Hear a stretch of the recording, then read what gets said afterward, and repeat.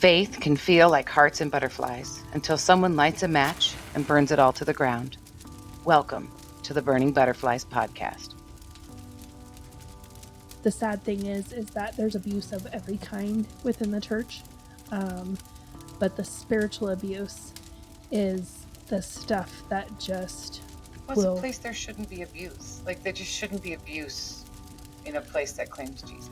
Well, it ruins your soul. If you're new here, we suggest listening to our prologue episode first. This is the story of two women's journey through spiritual abuse and escaping from toxic church culture while finding hope in Christ. Sometimes it's just the facts, and if you get offended by it, that's a you issue. And if we can't be mature enough to have these conversations, even if some of the topics are difficult, then shame on us.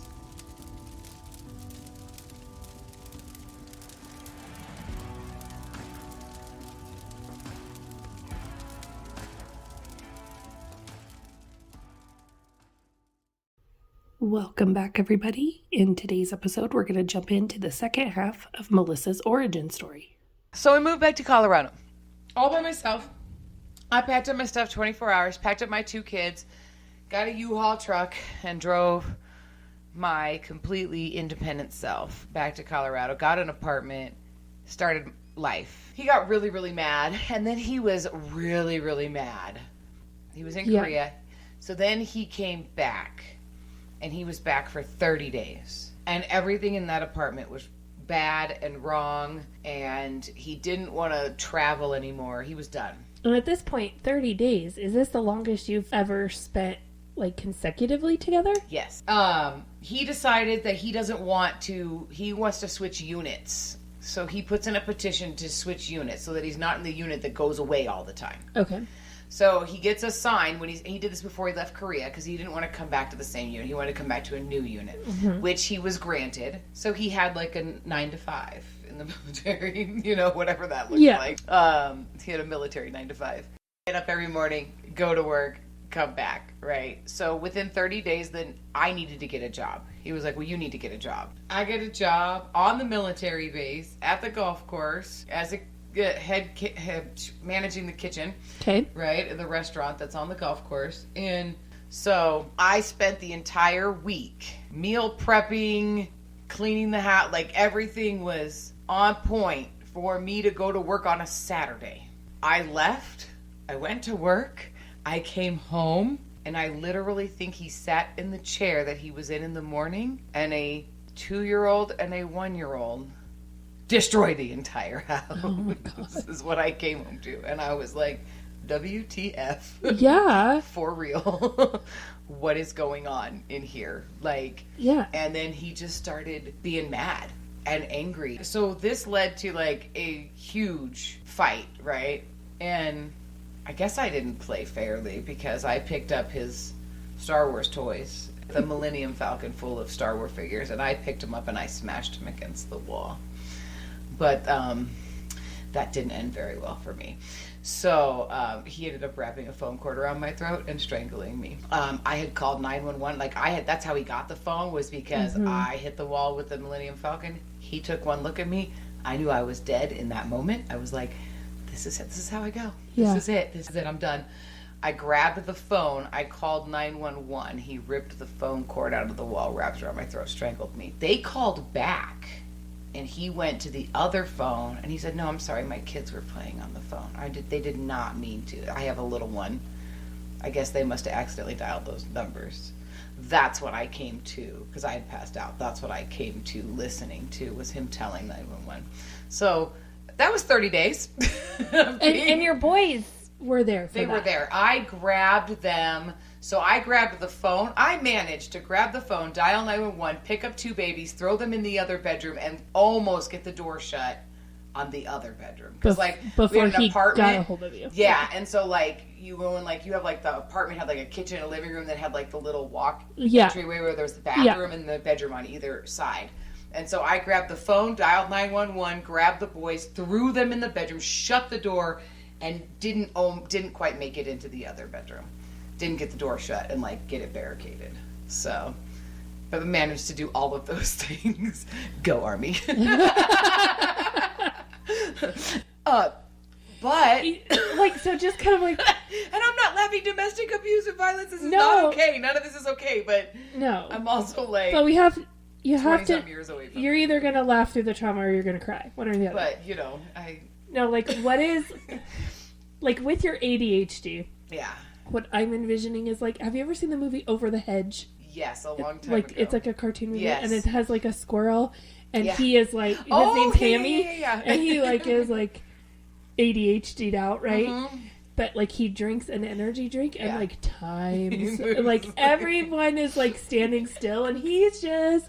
Yes, I remember that. Again, this is like totally inappropriate and not funny, but like that's what I'm envisioning Yeah. is like time is standing still and your ADHD is like Right. moving so much faster than Than everyone everything, else. yeah. And so, I mean, but just the ridiculousness of like the whole situation. Yeah. And like, I don't know, just he had issues. And then coming Oh. back from Korea, his issues were like exasperated. Yeah. And he was like depressed. And we were like supposed to go to like reintegration. Like the military offers like reintegration Yeah, and stuff. yeah.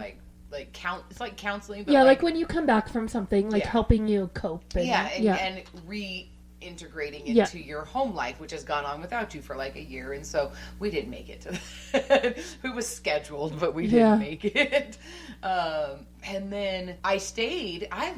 Okay, so when I first moved to Colorado, like the first moment I stepped on the ground in Colorado, this overwhelming sense of I am where I belong. Yeah. And I need to be here forever. Like this was like, I don't even know how come I wasn't even born in this state. Like I Yeah. should have been born in the state. Yeah. So I tried.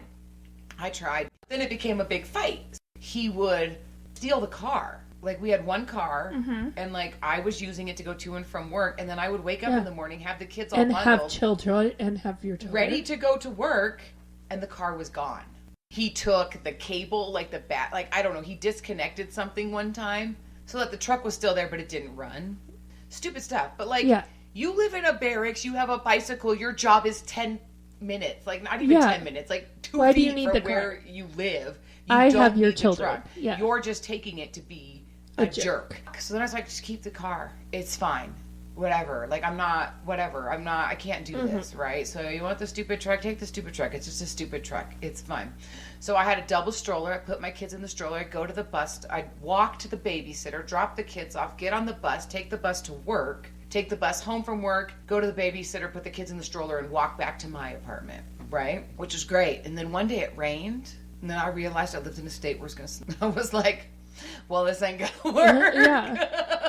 Mama's not walking boys in this little stroller in a blizzard. Yeah. You know? Yeah. Like, this is not gonna happen. So I don't even remember how it came up, but the end result is somehow, I think I just told him, I need to move back to California because you won't give me the truck. I cannot walk in the snow.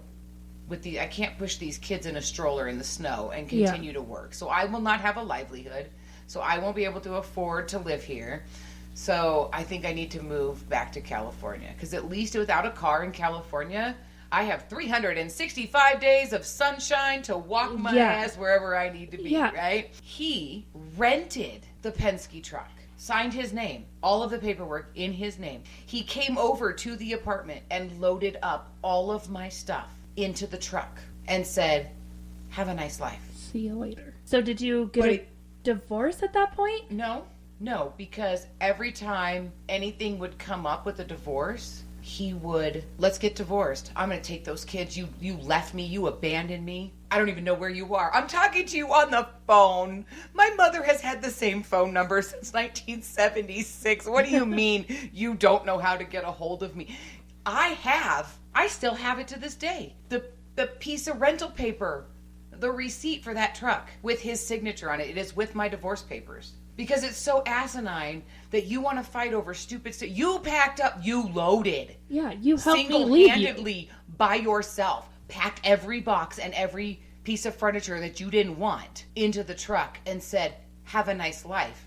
And then told me that I abandoned you and I took your kids and you were going to fight for them. And I was like, fine, I'm not going to fight you. So, I'm just like curious, like through all of this, like you said you had this like feeling of like not being good enough and all of that. Like how did that feel to like have to like call your parents and be like, I'm moving back? Or like did you not tell them the whole story? Like I did not tell my parents the whole story. yeah. I don't think I would have. Like if I was in your shoes, I wouldn't have either. No. I would have just been like, so, stuff didn't work out. Gotta come home. I definitely had an outer shell of like, it's fine. I'm going to be fine. I can do this. I'm an overcomer. Like, I'm going to kick its ass. Yeah. And I didn't have, like I said, I have lack of coping skills and unhealthy coping skills. So all of my coping skills are unhealthy. And then I have a lack of them. And, you know, when I blew up my life in Texas and I was like, you know, as soon as I had a sense that I was not wanted, fine, I'm out. Yeah. That is like one of many cycles of me. I've blown up my life and started over more times than I can count because, well, that didn't work, start over. That didn't work, start over. That didn't work, start over. So this was just another, you know, start over. And I don't remember really feeling like ashamed or saying that at the time, like I had a conscious awareness of how I felt in that moment. It was more, I think I was just so numb because that screwed me up so bad. Yeah. To where I actually released physical stored trauma from that event within the last year. Like it has been plaguing me for 24 years. I've carried it. I've never processed it. And so that leads into, I moved back to California. Anytime a divorce gets brought up, and I mean, like, I don't even know that I contacted him more than a handful of times until I finally just went, fine, whatever. I think that was like maybe 3 times. I was like, are we going to get a divorce? And then he would fight. And then he threatened me that I stole the kids and he was going to press all these charges and whatever. So then I just was like, well, then if I just don't contact you. Yeah, then you're fine. 4 years. Yeah. Go by. And out of the blue, he gets a hold of me. It's funny how I stole the kids and you don't even know where I live, but you got a hold of me 4 years later. 4 years later. Because my mother's had the same phone number since 1976. Yeah, he calls me up. He wants to get a divorce. Move forward again. He calls for his next visitation, and it's so they can go to his wedding. It's the only reason that he wanted to get divorced. Because we need pictures. Was because he wanted to get married. And so I moved back to California. So mind you, I'm like 21, 22. I'm living at my parents' house. I work nights and weekends. I've got these 2 baby boys. Mm-hmm. So I have to be mom starting at like 7 a.m. And I stay at home with them all day long, and then my mom babysits in the evening, and then I would go to work. I get off of work like 10, 11 o'clock at night. So my thinking, I'm like, well, they're with my mom. I don't have to pick them up. Everyone's asleep. Everybody's sleeping. Nobody needs me right now. Like, there's no reason for me to be at home. And I'm 21. Yeah. You know? And so where do you go after work? When you work at a restaurant, you go to a bar. That's what you do. And so I would have my 20-year-old life with my 20-year-old friends going out. That's the time you go out anyway, is 10, 11 o'clock at night. Yeah. So I just meet up with everybody, party all night, and then be up by 7 o'clock in the morning. Now, sometimes I would get home at 5 a.m., but I was up at 7 a.m. That whole situation, I laugh sometimes. I'm like, some people wake up with a hangover. You know, I have another ex-husband. So I met this guy in the bar, you know, who's always at the bar when I was at the bar, but I was always at the bar. So that tells you the paths we were going down. Fast forward, we did get married when Hannah was 5. We did get married, and that was just because, I mean, what do you do? So here I am, I'm the black sheep of my family. I've got all of these issues. I've got this need to be right because I'm wrong. I'm a mistake. Mm-hmm. Everything I do is wrong. I can't do anything right. And I'm not wanted, and I just want to be a good kid. Like, really, at the end of the day. So now I have 3 kids. I got divorced, had to come back home. Yeah. It's like the epitome of every Bible lesson of what you're not supposed to do at church, and I just want to do it right. And so I'm trying. So we will get married, we'll make a life together, we buy this mobile home, and we're just going to make it work. Yeah. We get married, and then we end up having Emma, but when we, like I said, we bought this mobile home, and I'm pregnant with Emma, and I had some stuff going where I couldn't work. I had to change my place of employment. It's not that I couldn't work. I wasn't able to continue the job I was doing. And so I got another job, but I got a part-time job. And so I wasn't able to support our family. So this left the burden on this recovered heroin addict, right, who's also an alcoholic and is completely at this time unable to hold a job for very long. I mean, like, it's just a mess. Like, this is what we're asking for, right? So he ended up drinking our mortgage payment. The space rent, couldn't pay the lot rent, said he was paying it, couldn't pay it, we get evicted. So I've got a 1-month-old baby being evicted from my house. I am officially now homeless with 4 kids living in a campground. This is my life. Yeah.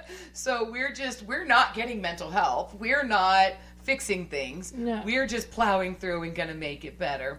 So being homeless led to, we find this transitional living program is there where they have apartments. You become their tenant, but you also have to go to classes. They help you learn to manage your money, get back. It's a transitional living program. So about a week later, I was driving down the road and he was getting arrested on the street. And he went to jail for a year. So, there's that. And if I was a normal, healthy, functioning adult a year later, I wouldn't have. Yeah, it was almost a year because I was in the transitional family program for a year. So I was single mom in it. I had the kids. Yeah. I went to work every day. So, like, through all of this, are your parents, like, supportive of you? Okay, so. Are you getting the, like, what the hell's wrong with you? There's so many layers. You ask a question and I'm like, oh, let's go down that path. My dad didn't speak to me for like 15 years. Yeah. And throughout a lot of this, and I don't even remember when that started, but my dad and I had a really rocky relationship.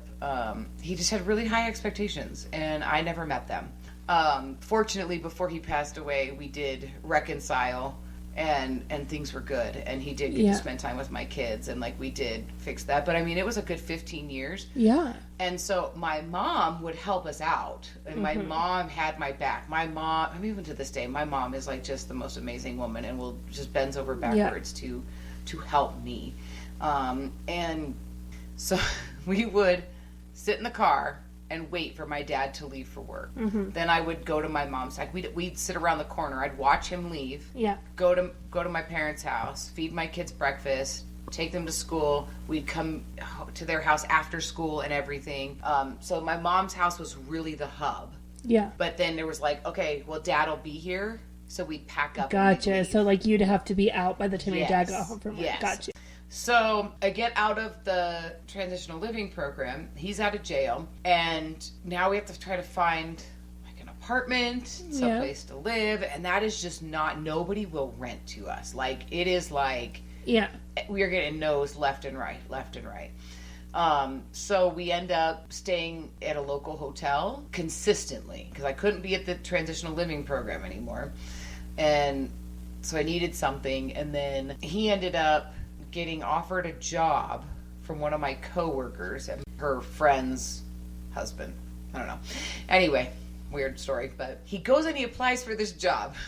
Okay. He goes and he interviews and he comes back and I'm like, did you get the job? And he goes, yes, they said I could have the job, but their company is moving to Colorado in a year. I'm like, really? Did you say yes? He goes, yes, I said yes. I'm like, of course you did. He goes, how did you win? And I'm like, I don't know, but I'm going back to 12 years. Yeah. 12 years I tried to get back to the state of Colorado. And then throughout that circumstance, he's like, they gave me a job and said we could move with them. Their company's moving to Colorado. I was like, oh my gosh, that's so awesome. That sobriety didn't last very long. Like, I almost didn't move to Colorado. He was leaving the next day to go to Colorado, and we got in this huge fight because I'm like, you're using again. Like, you are totally high as a kite.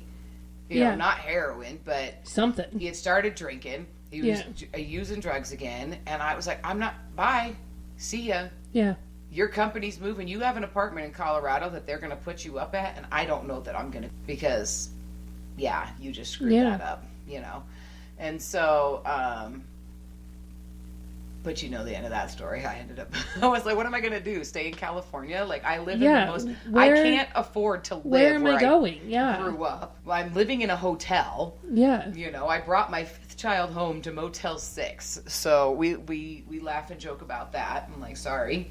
I did apologize the other day. She said something and I was like, oh, I'm so sorry. Like, it just, now I'm actually having this conversation with you as like a young adult. And I'm like, you're old enough to understand I brought you home to Motel 6. Yeah, like, we've laughed and joked, but I don't know that there was ever a conscious awareness of it with her. And I was like, I'm so sorry. I'm so sorry. But I did move back to Colorado, and they put us up in this like hotel. They put like 10 families. Like, we moved out here. They put 10 families up in this the company did. The company paid for like all the 10 families. You don't have to look for a place to live, or you can stay in this apartment, but here's your you've got this much time.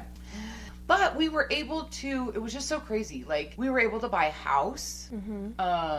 And it just really felt like a fresh start, and everything was good. And so we bought a house and we moved here and we started our life, and everything was good. And, the only thing that he was responsible to pay was the mortgage on the house. I paid all the other bills. I worked, he worked, kids were in school, we were doing our life. We have this beautiful town that we live in, and everything's good, except for the fact that in the mail comes a foreclosure notice. Why? Oh, no, I took care of that.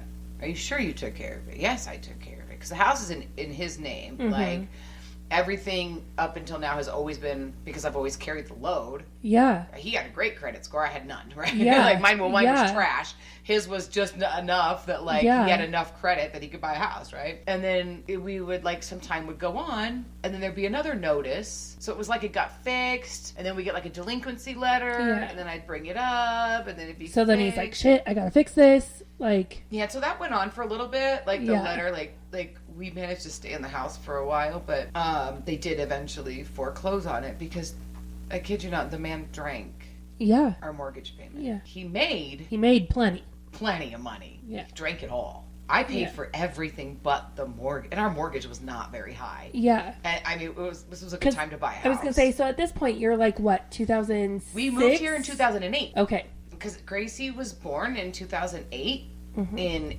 April, and we moved here in July. Yeah. And so, I mean, we're talking about it was a great time to buy a house here. And he drank not only the mortgage, but like everything he made. Yeah. And so that house was foreclosed on.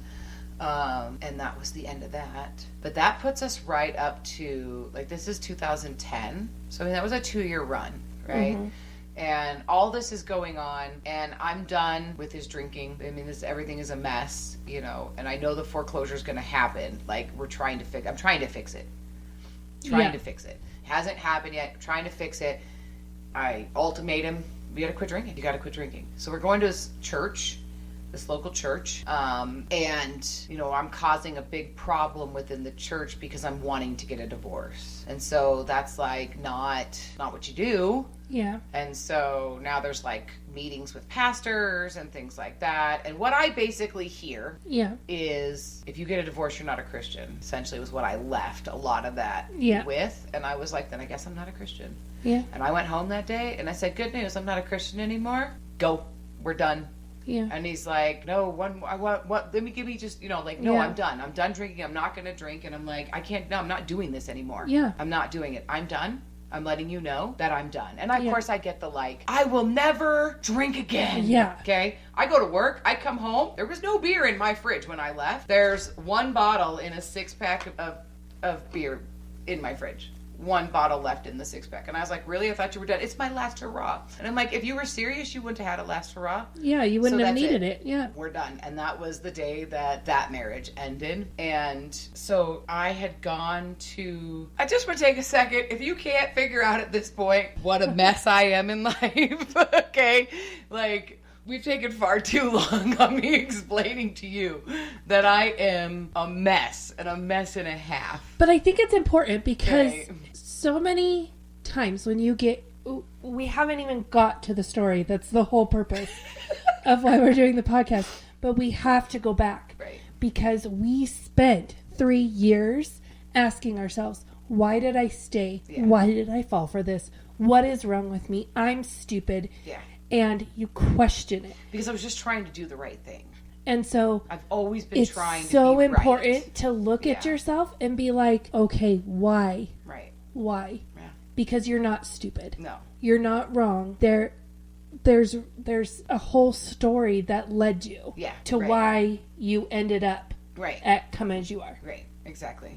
And so this is the not messed up part, but like this just gives you the dynamic of this relationship, non-relationship that I have with my ex-husband. We drove in the same car to the courthouse to go get divorced. Yeah, because he didn't have a car. So we drove. Okay. I picked him up. We drove in the car to the courthouse. We went to the court, got divorced, and walked out the doors, got in the same car. That was a lovely date. It was a lovely, lovely date. Yeah. The day we got divorced. It's so funny that I was still going to the church that I was going to at that time. And I went to an event there. And so I was the best way to put this is I was going to this church. I love this. There's nothing wrong. Because this church is just down the street from Come As You Are. Yeah, just down the street from Come As You Are, right? Yeah. And the reason why I chose this church over Come As You Are at the time, when I first moved here, Come As You Are didn't have a building. Yeah. And in the way I was raised, well, that's not a real church. We were meeting at the high school. A church who had a building. Yeah. So I ended up at this other church. Love these people, still see these people. I have no shame in talking about this situation. We were all wrong, and I have since I have nothing against these people whatsoever. Because at this point, this is like 15, almost 20 years ago. Yeah. And so I go because I can understand on like their level a lot of things too. But so I invite a neighbor to church with me one time, and I was like, well, what did you think of my church? And she was like, I guess it's great if you're in the in club. And I was like, what do you mean? There's no in club. She goes, yeah, you think that because you're in the in club. Oh. And I'm like, I'm never in the in. I'm always on the out. Yeah. I'm the black sheep. I am not the inner circle person. So I don't know what you're talking about, right? So I thought she was crazy until I got divorced, and then I wasn't in the in club, and then I saw it. And you saw it. And then I experienced it. And honestly, on their end, like being able to like, when you see that people don't know how to, it's not them, it's the system. It's what we're talking about in this whole podcast. Yeah. Like you think you're doing right. You really do. Yeah. You're trying to change people's lives. You're trying to do it for the better. The motives are all good. Yeah. But the conditioning is all wrong. Yeah. And so the output is all wrong. But besides the point, and then you don't know what to do. You want to love me, but I did this thing and you don't know how, and it's going to be messy. Okay. So I go to this family game night on a Saturday night at the church, and I wasn't going to go because I already knew I was like, it was awkward when I showed up to things. I wasn't going to go. I'm like, I'm a few days from having money. I have no gas in my car. It's going to be like, it's no problem because I can walk to work, right? And the kids go to the bus stop. It's no big deal. Like, I don't need a car, so I can get away with it. I can go, but I'm like, oh, I have no gas in my car. I can't really do anything. And I'm like, if I go, I'm going to use the end of my gas. So I decided to go. Family game night. Take the kids Saturday night. Let's go, kids. We're going to the church for family game night. We were having the best time. And then all of a sudden, all the women got up and they left family game night because one of the girls was getting married and they were all going to her bridal shower. And you realized you weren't invited. And I was the only one not invited. Gotcha. Now, granted, probably not the best idea to invite the divorced lady to the bridal shower.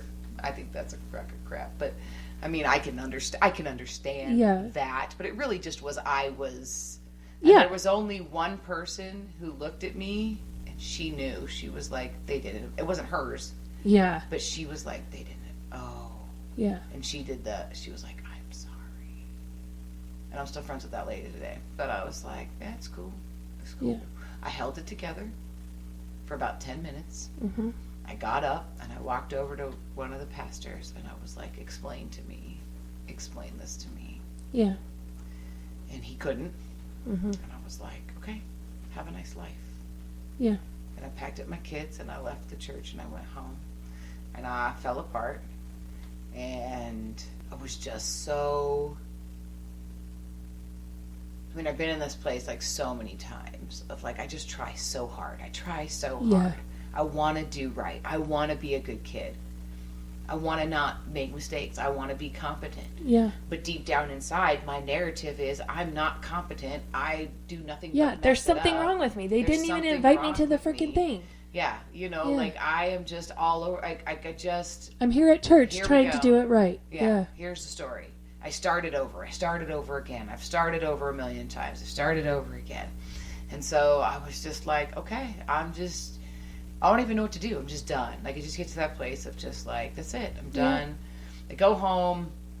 You know, we do whatever we do. We wake up the next morning. It's Sunday. And, of course, my kids are like, time to go to church. And I'm like, nope, we missed it. We slept in. Too bad. What do you mean you kids can tell time? What the heck are you doing learning that? Who taught you to tell time? Stupid school. Stupid school. No, Mom, it's not too late. And we don't have gas. I'm not driving to the church. We're not going to church today, okay? Mm-hmm. Bottom line, end of story, we're done. And then my son, God bless him, he says, there's this really cool church that we can walk to. I've been going to their youth group. I have no excuses. Yeah. I tried, we missed it. I don't have any gas in Yeah. my car. And he's like, we could walk. It's just like, fine, get ready. We'll go to church. So I got up and we walked to church. Come as you are. And I did. Go ahead. What question you got? No question.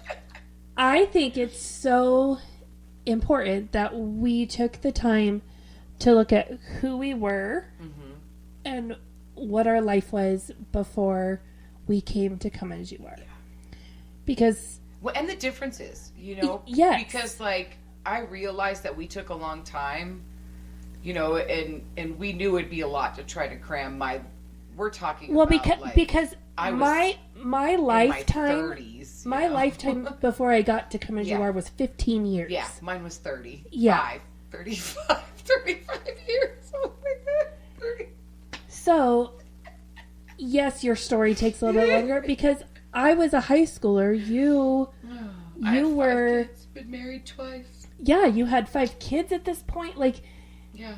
it's so important to look at this because so many times when you get into these situations and you get into a high control organization, there are people who are narcissistic, who are a product of the system that we're going to be talking about, and it's like they can smell it on you. Burning Butterflies is a listener-supported podcast. Today's episode is brought to you by our amazing supporters on Patreon. Follow the link in our show notes to learn how you can become a Patreon supporter too. Supporters get exclusive access to bonus content each month, including outtakes, cut content, and supporter-only episodes. If you've enjoyed this episode, please leave us a rating on your listening platform. Burning Butterflies is a production of Asha Media. Thank you for listening.